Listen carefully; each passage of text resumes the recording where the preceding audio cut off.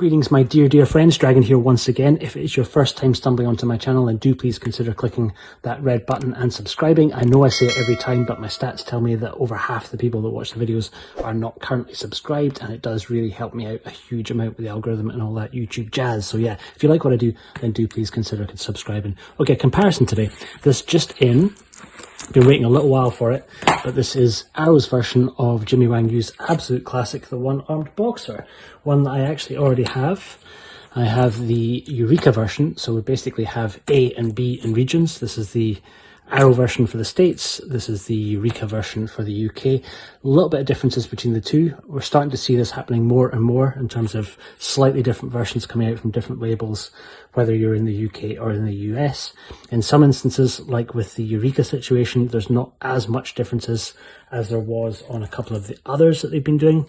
Arrow and Eureka have a sort of tentative partnership, so they're putting out effectively the same release with a few tweaks in some cases on different sides of the Atlantic, as has happened with this. But we've also recently seen Arrow putting out versions of films that 88 Films had already put out in the UK. So 8 Diagram Pole Fighter, I've already done a comparison video for, and I'll leave a link down to that below. And there's no agreement as such between Arrow and 88, so quite different versions in the case of the Shaws. I also can do, if anybody wants it, I also picked up the Region A for Come Drink With Me, and I have the 88 version of Come Drink With Me. So if you want to see a comparison of that too, let me know in the comments below and I will get onto that, because there are pretty big differences between those two in terms of the extras that are on there. And really, it's largely extras that the main differences are, and that's certainly going to be absolutely true in the case of the one-armed boxer. So let's take a little look inside the box and see what you get. We'll go through the printed materials first, and we'll speak about the differences on disc.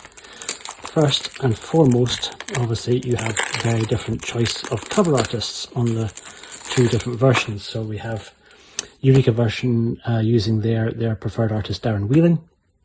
The Arrow American version is using Ilan Sheedy. Sorry if I'm kind of mispronouncing your name, Ilan. But in both cases, they have reversible covers. So we have the original Hong Kong poster art for both on the side. We get a booklet for both. Inside this one, you also got a bundled poster, which is pretty nice, which just gave you a really big version of Darren Wheeling's art on one side, and then the original Hong Kong poster on the other. Weirdly, this was a random once-off when Eureka did a full-size scannable case, which is strange. They've never done that on any of their other releases, to my knowledge. I'm more of a fan of these scannable cases. It would have been great if they'd kept that going, but they kind of didn't. So I don't keep the slipcases on my Eureka releases because I'm not a huge fan of Darren's work, no offence. So it kind of always bothered me having that kind of weird out of symmetry thing when you're seeing them on the shelf. So I ended up actually making my own version for the Eureka just so it would actually properly line up. A simple little Photoshop job there. Yeah, so for me, the slipcase not hugely important really, but I do much prefer the cover art that's on the Arrow version, I must say. And booklets wise, inside here, okay, our Eureka booklet. So the booklet by Eureka gives you one hand clapping, Jimmy Wang Yu, the one-armed boxer in the Birth of Kung Fu movies, speaking about the Chinese boxer and his work on the one-armed swordsman, and then his sort of mashup when he did the one-armed boxer. This is by James Oliver, and also takes an extract from the Ultimate Guide to Martial Arts Movies of the 1970s, which is a great book, so you can get an extract from that in the little booklet too. Arrow have opted to go with an article by David West, Jimmy Wang Yu and the Birth of the Kung Fu movie. Cramming in a bit more text, a slightly longer piece, again filled with stills from the movie, and also A Farewell to Arms by Simon Abrams, my buddy Flip's least favourite person on the planet. And let's just jump past that, and then we know about the transfer, and then we get a little card promoting one of Arrow's upcoming releases. So no poster with the Arrow version.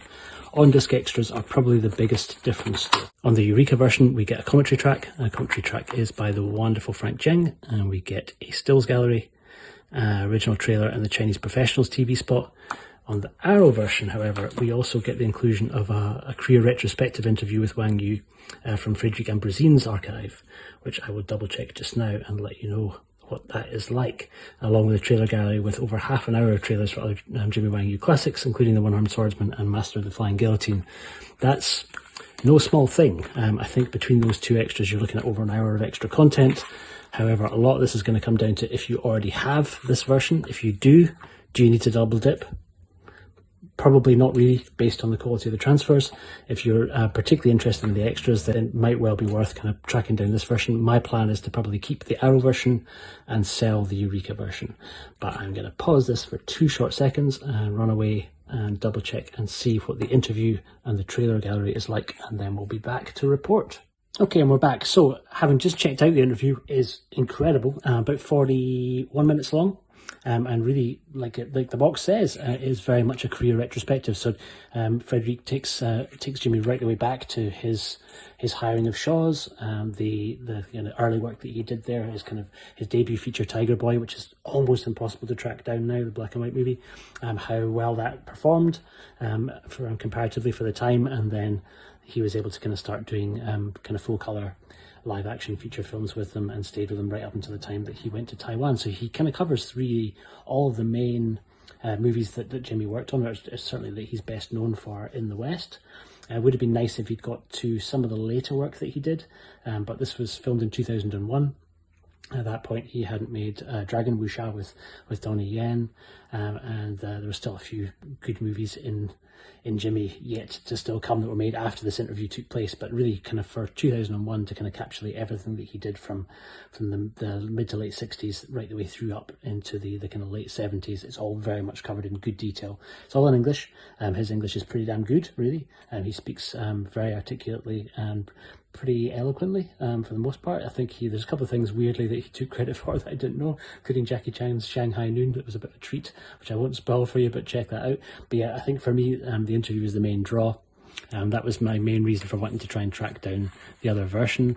If it was just on the basis of the film itself, there's really no difference between the prints that are on the two versions. So if you already have the Eureka version and you're not fussed with extras, you're fine to stick with the Eureka version. If you've not bought either yet and you're in the States, it's a no-brainer. Don't pay the import costs to bring this over from the UK, just buy the Arrow version if you're in the States.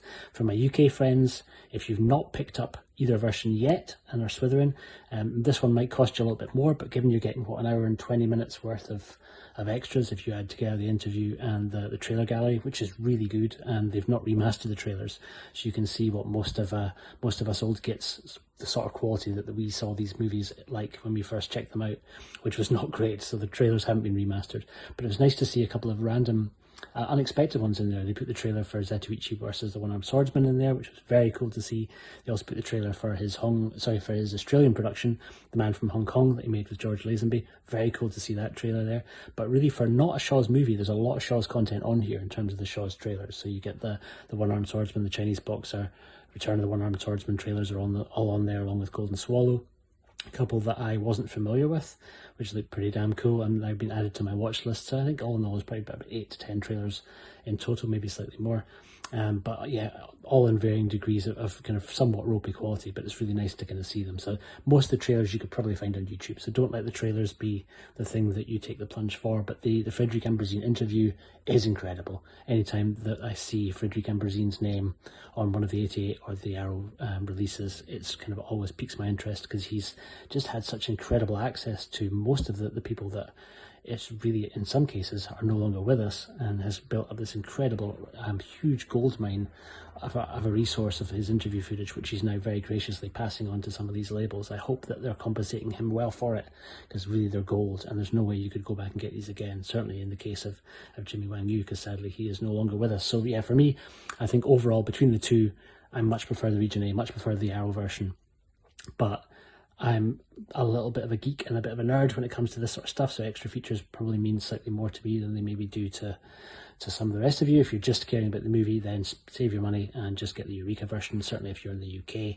For my American friends, definitely get the Arrow version, and if you're thinking about double dipping, I would say get the Arrow version, but then there's probably little need for you to keep this. And because they've now sold out of the slipcase and the poster, if you did get one of the first initial runs, you can probably sell it for a little bit closer to what this will cost. This will cost you a little bit more in the UK to bring over, and cost me about £30 including shipping, so I'm hoping to kind of offset that by selling on my Eureka version. But guys, that is pretty much it. There's going to be, I think, a few more of these type of videos to come if you wish, because the Arrow and Eureka have announced that they're going to be doing the same sort of process on a couple of other titles. So we're going to get Johnny Toes Running Out of Time is coming out in the UK via Eureka, and coming out in the US via Arrow. That'll be pretty much identical, just with cover art being the only difference.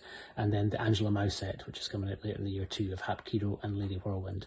Again, Eureka in the UK and going to be Arrow in the US. And I think, again, that will largely just be a difference in cover art. I haven't seen the cover art for the Arrow release so far, but this is going to happen more and more. I think when there's the case that they can't get the rights for some territories, Arrow are very, very keen to kind of try and still cash in on the current kind of golden age of Hong Kong cinema and of martial arts cinema. So they're kind of really taking the American market with some of the titles that Eureka haven't put over into the States.